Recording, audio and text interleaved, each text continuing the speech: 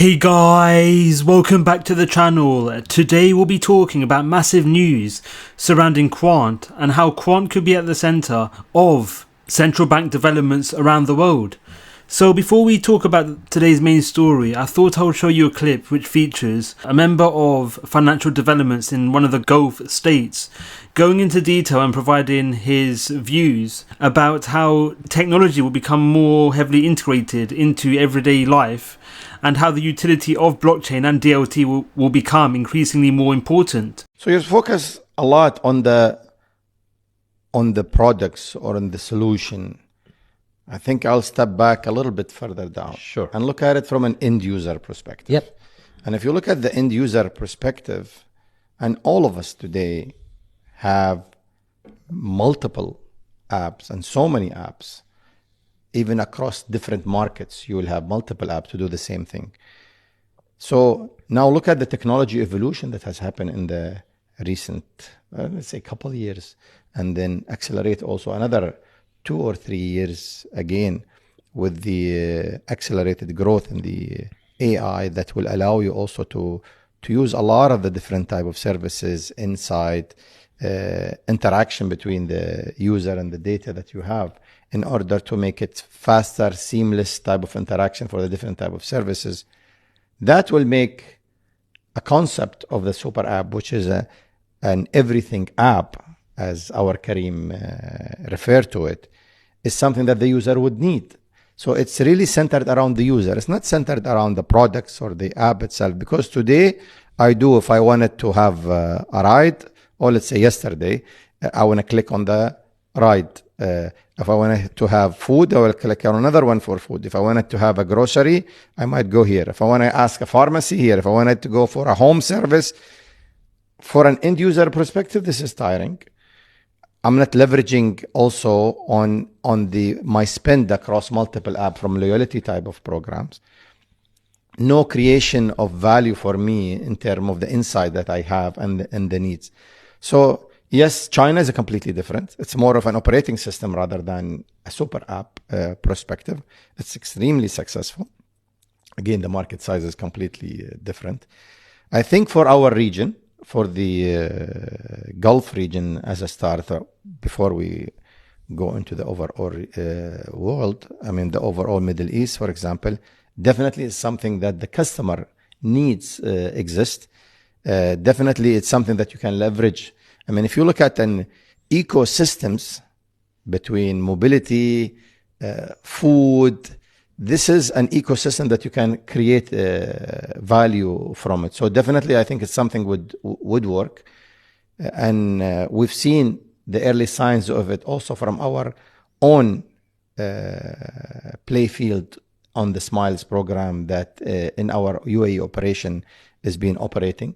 This is something that's definitely something that you can take it from an app or a loyalty or single silos of solution into more of a digital lifestyle. This is something that would work definitely. Okay. And so as detailed by the individual from the Gulf state, he mentioned to the necessity and the importance of wide-scale integration between different technologies around the world and specifically the Gulf region. So, as we've mentioned on this channel on a consistent basis, Quant's overledger ODAP offering is one example of a protocol which enables varying networks and varying technologies to interact and interoperate at any given time. So, this means that if Gulf states, or the nations in general, wish to utilize a number of different innovations at the same time and pick and choose the most attractive characteristics of each network, these bodies can do so if they choose to utilize Quant's overledger ODAP offering.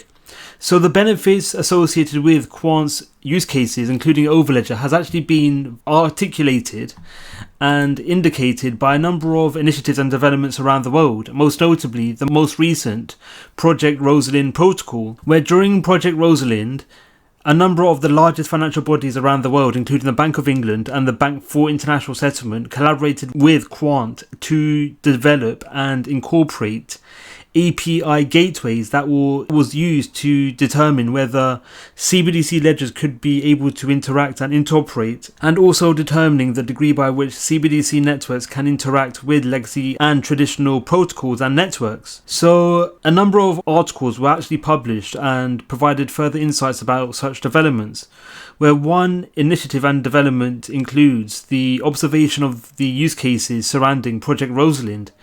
So Project Rosalind, through the utility of API gateways as provided by overledger, provided a number of capacities and capabilities. Most notably, payment infrastructure was enabled in both aspects surrounding online and offline. So this means that individuals, businesses, or even organizations could harness payment solutions whilst being offline. So this is another benefit and another protocol which makes the likes of overledger a highly attractive proposition, especially in API infrastructure, and could lead to overledger becoming more integrated into CBDC developments, especially when CBDCs are rolled out around the world. So the Bank for International Settlement also highlighted to how CBDCs will become increasingly more inclusive, and how users of CBDCs would be able to pay through different methods, including mobile and computer apps, cards, or even offline with dedicated devices.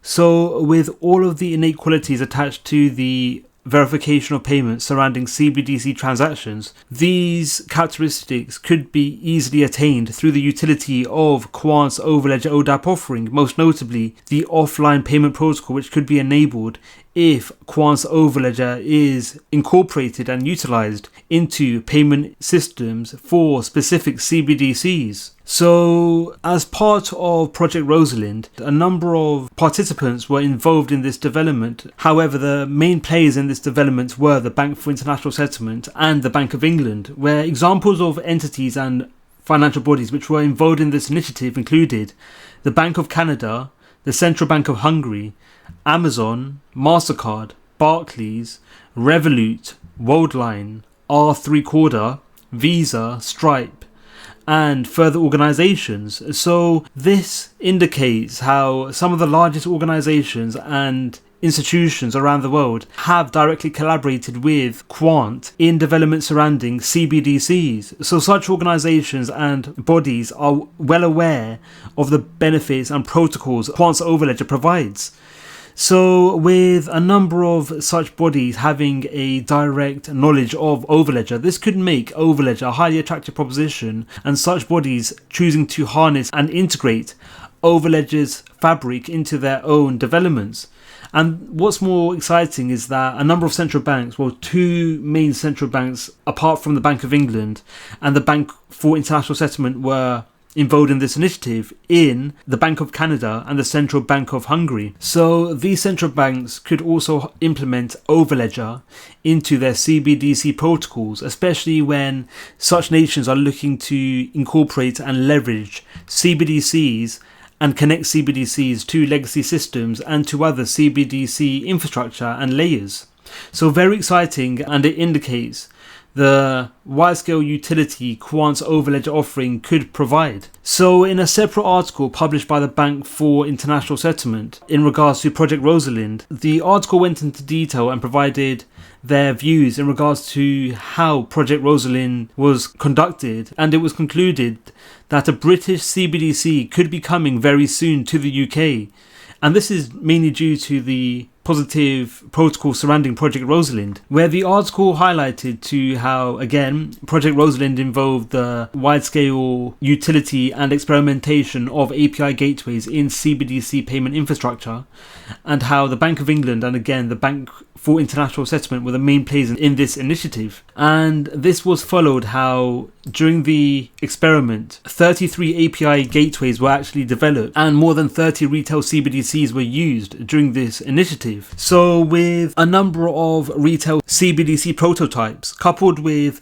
the integration of API functionalities which again was backed and based on overledger, indicates how this initiative demonstrates how API gateways as provided by overledger could make overledger the go-to option for future CBDC connectivity with other CBDCs and legacy financial infrastructure. So very exciting, and time will tell about how this development will continue. So again, the article noted to how a broad range of technological devices were used as a CBDC payment infrastructure, including enabling payments to be made online and offline and through mobile phones, QR codes, and smart assistant applications, as well as smart cards. So the initiative also involved the observation of private sector activities, where within the private sector, programmability and micropayments were at the center and were under research in regards to CBDC infrastructure and payment authorization. So the Project Rosalind development oversaw the potential for national CBDCs to integrate, as well as how CBDCs could be incorporated into private sector activities. So the article followed and provided a bit more detail about how a two-tier CBDC model was actually at the center of this initiative, where again the two-tier CBDC model will see the utility of a central bank issued CBDC and a private sector option for users within the private sector. So all of these actions and capabilities were all enabled through the benefits Quant's overledger provides. So this is a nice conclusion of how the number of characteristics synonymous with Project Rosalind were rolled out in this initiative. So extremely exciting, and it indicates the importance of API gateways. And even if overledger isn't the primary API gateway fabric which is used for CBDC communication, it's just the nature of APIs becoming a reality and how APIs will become more widely used, especially when CBDCs are rolled out, indicates how important and how essential this industry will be, especially over the long run, and especially when CBDCs become rolled out across the world. So this is a nice representation of how overledger could be at the center of protocols across a number of industries, be it private sector or public CBDC infrastructure. What are your thoughts on Quant? Do you think central banks will use Quant? Let us know your views in the comments below. Thank you for watching Crypto Clan. Don't forget to like, subscribe and click on the notification bell. Let us know your views in the comments below. Thank you for watching, and we'll see you in the next video.